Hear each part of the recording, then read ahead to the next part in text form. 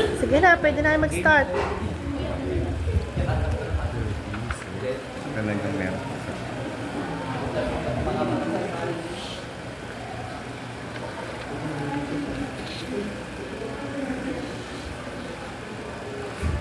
So a pleasant morning to our beloved panelists.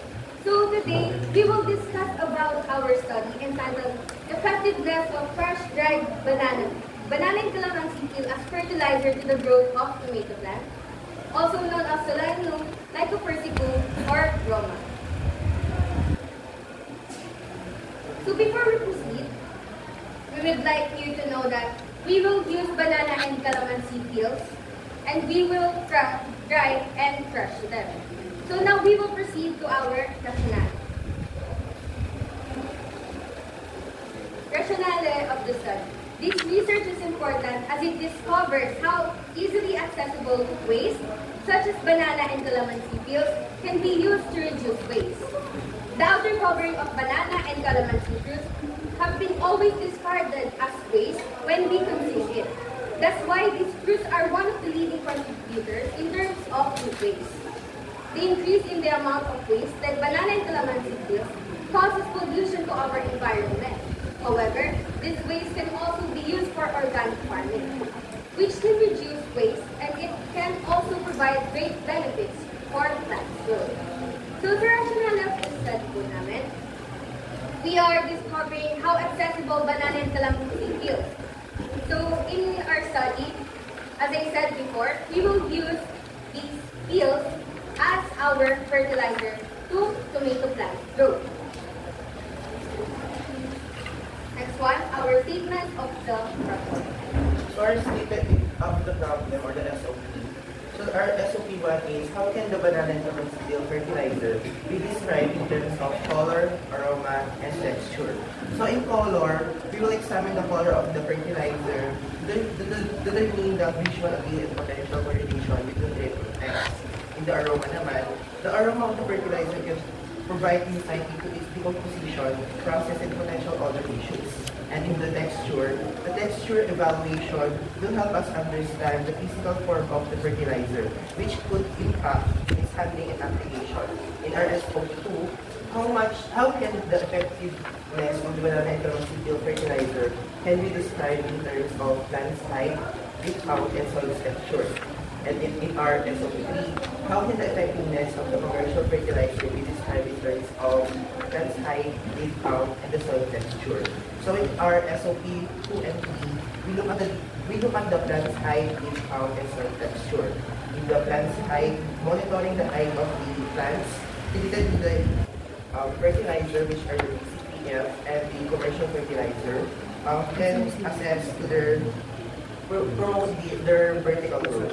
In their leaf count naman, we will count the number of leaves on treated plants to assess their overall health. And the soil texture, evaluation of the soil texture after fertilization, fertilizer application will provide Yung conception framework nila nasa bandang influence on soil structure and composition. In our SOP4, Before we proceed to our SOP 4 and 5, we would like you to know that our SOP number 2 and 3, we're looking at the effectiveness of the two fertilizers individually. there is in the SOP4, there is significant difference between banana and calamansi peel fertilizer and commercial fertilizer in terms of plant height, leaf count, and soil texture. We will describe the effect of both of them and what makes them different from the both. And the SOP5, what is the implication of the findings on the development of banana and calamansi peel fertilizer? What are the implications that we can make in the development of BCPM or the banana and calamansi peel fertilizer, and how can we benefit from it? Are there any implications or recommendations that can be made to make the BCPF better, known so that other people can acknowledge it more? So in our SOP number 2 and 3, we are looking at the two fertilizers effectiveness individually, while in our SOP number 4, we are looking at their differences. Next, our related dimension. So, related dimension. Ariano at 2021 statement that banana peels and organic waste that can be useful for plants, including fluids, nutrient contents, and banana peels contain nutrients, in the production and Parang waste. ginawa niyo kaya That can be essential nutrients and fertilizer under the Medina Salas and from 2020 also stated that orange peel waste contains 25 to 85% sulfate and 6 to 8% simple sugar, glucose, fructose, and sucrose, and 1.53% foliate, saccharide, pectin, cellulose, and MSCellulose, making it one of the greatest alternative to the introduction of chemical fertilizer into the soil. So now let's dive into its findings. Ariolo et al. 2021 conducted research showing that banana peels are valuable source of nutrients, particularly potassium and phosphorus, which are essential for plant growth. So the Medina Salas et al. 2020 explored the composition of orange peel waste, highlighting its high water content and significant presence of simple sugar such as glucose, fructose, and sucrose, along with polysaccharides like pectin, cellulose, and hemicellulose. And this composition suggests that orange peel have the potential to serve as natural fertilizer, providing plants with both hydration and energy. Yung parang hindi naman kasi lagi nandito. So, in our related to Parang hindi naman lagi documents pertaining to Ariolo et al. 2021. Parang pwede naman yung effectiveness kasi ito nga yung makikita mo agad. Ito kasi parang walang measurement. And it's also the same with the Medina Salas 2020. She also stated that Okay, pwede orange peel i-describe na lang nila in one paragraph. nutrients as well. Pero hindi na siya kasama Next sa to our statement. Ganito yung related nag-output namin. Siguro doon siya doon sa process, doon sa after ng process, kung paano nila ginawa, kung ano yung naging results ng pinalabas nila.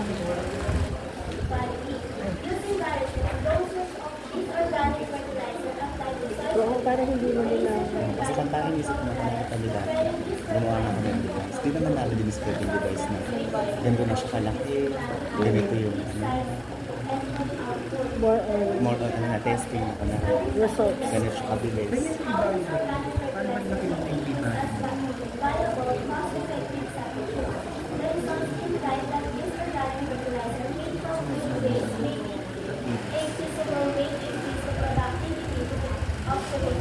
Another study of 2021, the finding emphasized on how this organic fertilizer may be used cost-effectively. Yung pinatuloy na The study highlights the potential of using organic fertilizer to tomato plant growth. So in our related study, we chose Nofier. We chose the Nofier study on 2021. This Nofier study is the closest to our study. And he also investigates the application of organic fertilizer made from banana and orange peel. And he also used it using tomato plants. Next to our research design. Research design. The researchers used a causal comparative design to identify the difference between the cause and effect of the crushed banana and calamansi peel as alternatives and commercial fertilizer to the growth of tomato. Causal comparative research is a method used to identify the cause and effect relationship between independent and independent variables. As stated in the slide, we wanted to know the difference effect using the banana and calamansi peel as alternative fertilizer and commercial fertilizer to the actual growth of tomato plants. That's why we use a research design that is aligned to what we wanted to know or see, which is by using the causal comparative design. For the sampling procedure, Ms. Kajang will explain. So for sampling procedure, we use a per-process method to collect all the required information for the research. It involves deliberately choosing participants based on the characteristics of a population and the objectives of the study. So we use 30 plants for the experiments, 15 for commercial fertilizer, and 15 for banana and calamansi fertilizer. We applied 0.5 grams in each plant. Then after 20 days, we increased the measurement by 1 gram. Therefore, the fertilizer fertilizer was applied 3 to 4 days or 4 days exactly late in the afternoon. Furthermore, the measurement started every 5 days after applying the fertilizer to see the difference.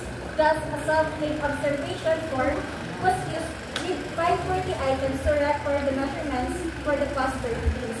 For further elaboration, the statistical method we use is ANOVA test, where it evaluates the differences of banana and calamansi peel and commercial fertilizer in terms of plant height, leaf count, and soil texture. To be precise, the ANOVA that we used was repeated measures ANOVA. Let's proceed to our summary of findings. Parang Now, let's pag-repeated proceed siya ng to the summary of findings. week 1, week 2, Number 1 is description of banana, Pero kung naroon calamansi, ano, and the calamansi resulta mo week fertilizer, 1 or the DCTF, So, is pwede mong identified ano, along with the following. week 1. The color of Tapos kapag proposed fertilizer is repeated naman brown pag nag-week because 1 ka na, when tapos week 2 when banana and calamansi peel are exposed to sun, they interact reaction that changes their color and it turns into brown. Next is nakakaano siya. the aroma of Chloro. proposed fertilizer has mixed banana and calamansi peel aroma. Yung That's the BCP. aroma of calamansi Parang ganda peels. yun. We all know that bananas commonly have a mild scent, while the calamansi has strong scent. In our fertilizer, we mix banana and calamansi peel, but the calamansi prevails in terms of aroma. Next is the texture of proposed fertilizer is not completely smooth, that it can be compared to brown pepper mixed with a fine brown pepper. We crush dry banana and calamansi peel to make fertilizer. They don't break down into a completely smooth texture. The banana and calamansi peel have other components that don't easily break down into fine powder. It's like when you crush pepper, you still see some larger bits. Similarly with the banana and calamansi peel. Next. Ay, ang pango niya. Oo. Ano ito? Ano ba yung kami? Next is the number 1. Parang feeling ko pwede siyang Parang tsaa. essential oil, oh. Fertilizer and commercial fertilizer. Nakasita siya po yung Mukha kayo na ano, humayin na tubig. Saan?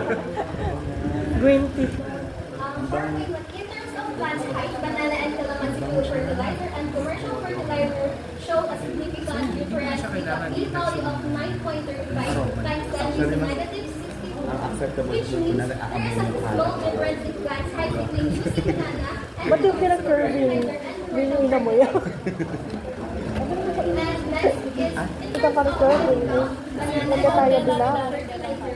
Ito tayo bila. significant difference in the p-value of 8.09 times 10 to the negative 57, which means there is a small significant difference in terms of discount between food treated with commercial fertilizer and those food treated with banana and calamansi peel fertilizer.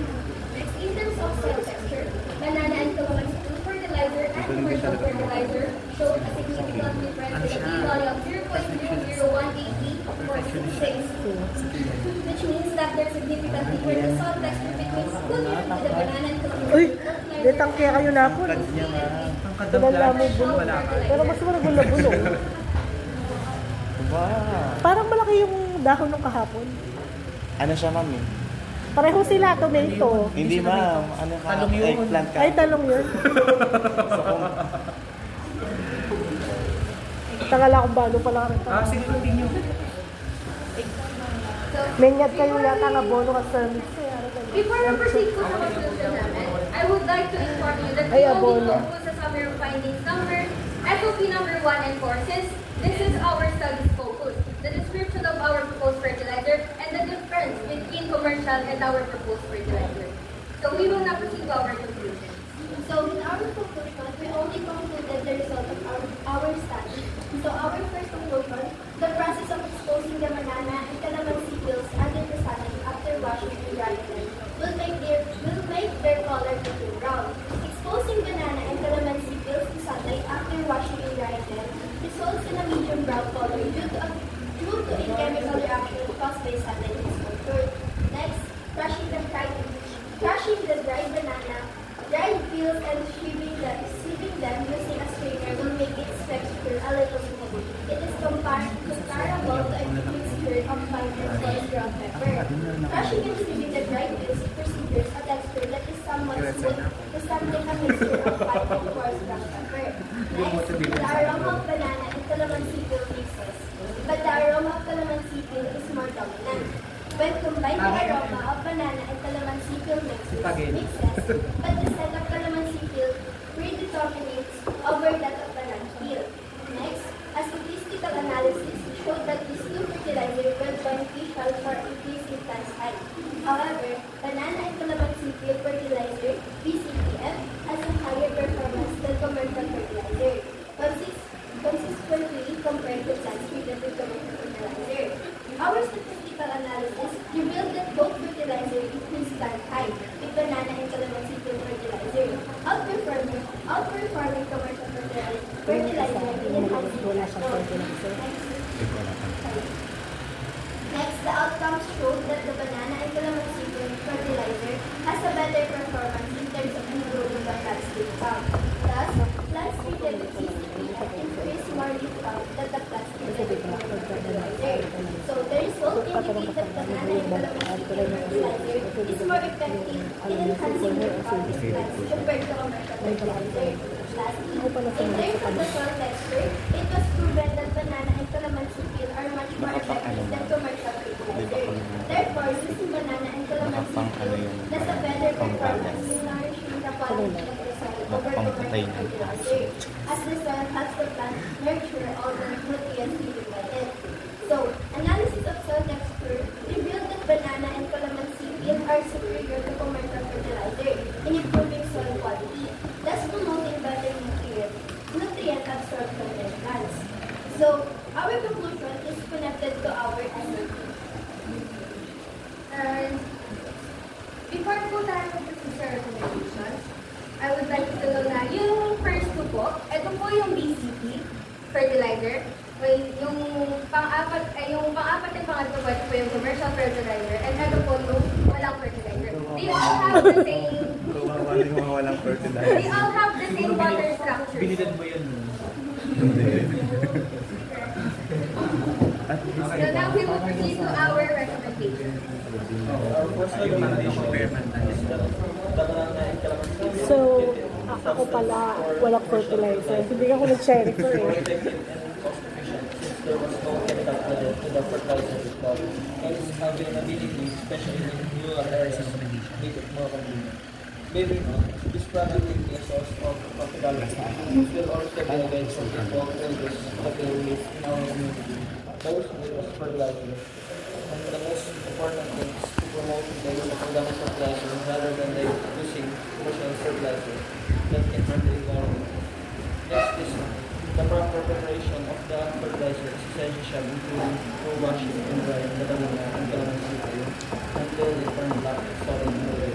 The dried peels will be crushed and ready to use. So our recommendation number 3, the dried peel will be crushed into a ready-to-use powder fertilizer. So as you can see, sir, sabi na lang po namin yung fertilizer. Ayun po yung outcome po niya. At ayun po yung pina-pertain ng recommendation number 2. So see, let us proceed sa recommendation number 4. You can always give us this banana and calamansi peel fertilizer because these peels are consistently available. This fertilizer can be stable as an alternative to commercial fertilizer available for affordable for them. Next is for future researchers, it is recommended to strength and value the effectiveness and consistency of the banana and calamansi peel fertilizer across working with local agriculture organizations, also study and conditions organic fertilizer, promoting the use of environmental sustainable fertilizer, substitute use of this and finding related to sustainability initiatives. Yung conclusion number 5 po namin, we have stated that it is recommended to conduct at least 20 trials to validate the effectiveness and consistency of the proposed fertilizer for the future researchers. Since in our own experience po, namatayan po kami ng 1 plant. And that's why we recommend using at least 20 trials. 1 plant sa... 1 plant sa commercial.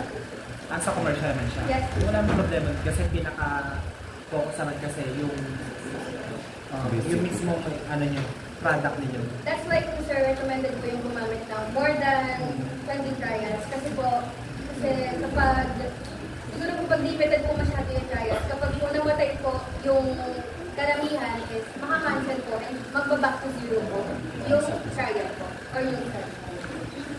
And lastly, working with local agricultural organizations, we recommend this since as students po, wala po tayo masyadong alam tungkol po sa mga halaman and kung paano po mag-a-apply ng mga fertilizers. That's why we recommend working with local agricultural organizations.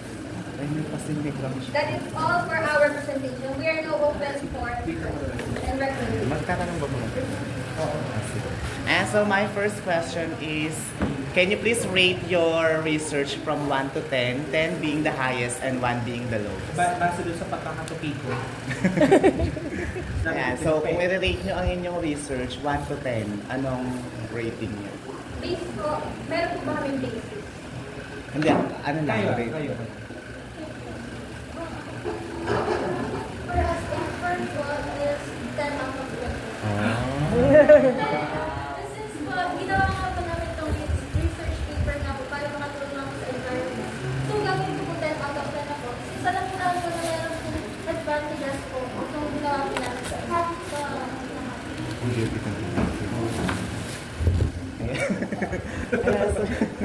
Actually, maganda kasi siya.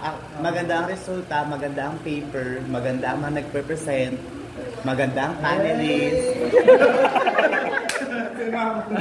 Maganda kasi siya. So, parang, wala lang. Gusto ko lang matanong kung how do you assess yung research paper? Actually, maganda yung may tamang tupi lang ako. Hindi. Para sa amin, suggestions na.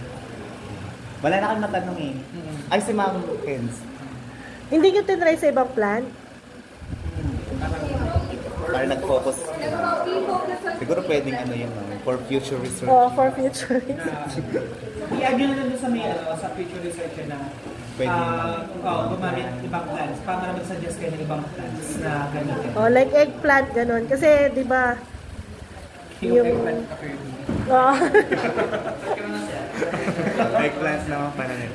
Yun. So, suggestion namin, since para kasi yung color, aroma, at texture na statement of the problem nyo. Diba katulad ng sabi ko, mas maganda kasi since na quantitative siya na nagpo-focus yung mismo sa atin, especially kung sa causal comparative. Mas maganda sana kung meron mga naka-indicate na number. So yung mismo, kung sa aroma lang naman, texture niya, maganda naman siya compared dun sa mismong commercial. Tanggalin na natin yung SOP number 1. Kasi nandun kayo dito Tsaka hindi naman siya kino-compare lang naman siya sa commercial. Tsaka naka-wordings lang kayo. Kaya mas maganda since wala naman siya naka-indicate na mga numbers, tanggalin natin siya. Kasi parang wala din naman siyang bearing kung nandyan siya o wala siya. Kaya mas maganda kung tanggalin nila. Okay, sir, pwede natin siya ilagay doon sa after ng process. Di ba meron kayong process dito? Paano niyo siya ginawa? Kung ano yung naging product nyo, i-describe nyo na lang siya doon. Yun. Tapos doon sa mga tables ninyo, halimbawa, SOP number 2. Bago kayo maglagay ng tables, maglagay mo na kayo ng brief introduction regarding that dun sa mismong statement of the problem na yon. And then, maglagay kayo ng title per table. Halimbawa, effect of banana and calamansi fertilizer. Table 1, distribution of effect of banana calamansi field fertilizer in terms of, huwag nyo nalagay yung mismong title na 2.1 plants height.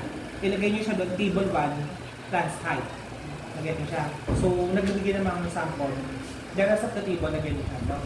And then also, yung format ninyo, yung SOP nyo, statement of the problem, nandun siya after ng introduction. Conceptual. Dapat after siya ng conceptual framework. Kasi kung daw nagkakamali, introduction, related literature, related studies, foreign, local, hypothesis, conceptual framework, statement of the problem. Yun, nasa chapter 1 dapat yung conceptual framework tsaka yung statement of the problem. Nasa old format kasi siya all format yung Nasa chapter nasa 2. chapter 2 yung ano. So yun lang, the rest wala naman ng comments regarding sa Yung ano pa na sir, lagyan nyo din ng units yung sa plant's height. okay, let's set Kasi centimeter. pa, para cm, inches na siya. Kilometers na siya. Bali, Tayong ano po, halina. sa observation form po. Hindi sa result Sa din, result na. kunwari. Doon sa mean. Kasi sa mean, kunwari 21.78. Ganyan Ano yung siya? Ano yung katambas sa centimeter? So, cm. Ayun lang. Ayan, so wait lang, mag-grade